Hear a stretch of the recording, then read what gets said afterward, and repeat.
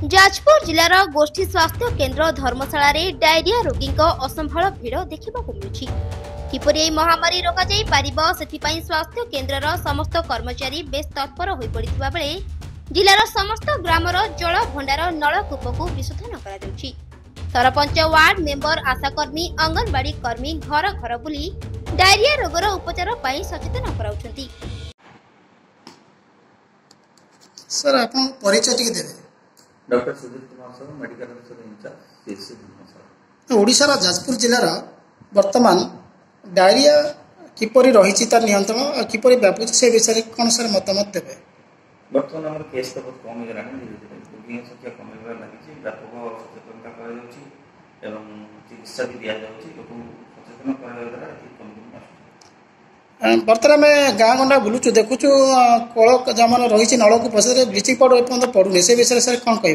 देखो bleaching powder नलकूप rod विशेष करुँच प्राय 2 ग्राम होगा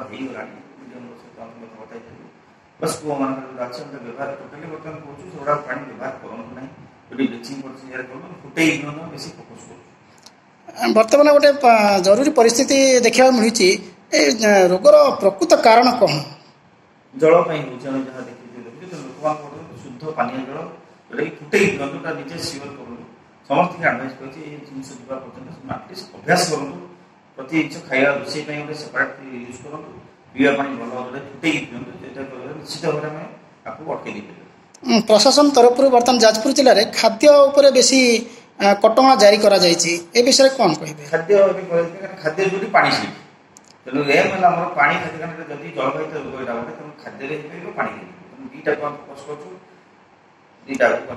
बर्तमान चारिटे पानी टांकी बड़ बड़ पानी टांकी अच्छी से ऊपर कौन कहे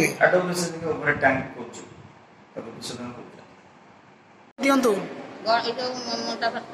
कौन आसछंती कौन हेची ए झियो दियनी 7 वर्षर आउ झाड़ा बांती होला आसी एठी धर्मशाला कौन केमी चिकित्सा चली। हाँ चिकित्सा चली सी कहते कटक नवा को मुझे गरीब लोक मुझे जापारि आ मत ये छुआ टी चिकित्सा करना भल कला सी कहले आमको ଔଷଧ दबनी ये करनी मुझे ना ଔଷଧ आम तो गरीब लोक छुआ चिकित्सा हम आम कौन खाइमु।